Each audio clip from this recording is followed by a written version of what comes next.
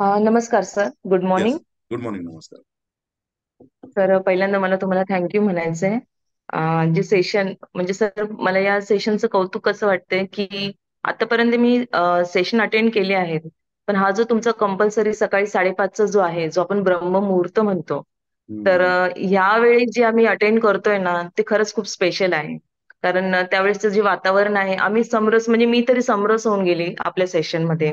या वातावरणामुळे, या वेळेमुळे.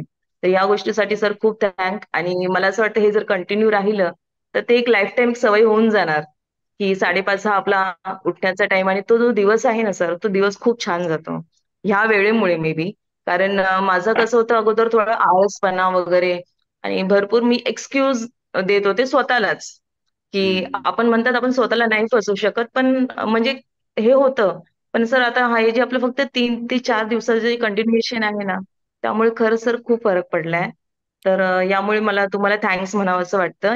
ही जी वेळ तुम्ही निवडली ना त्या वेळेसाठी. Thank you so much sir. Thank you. Thank you.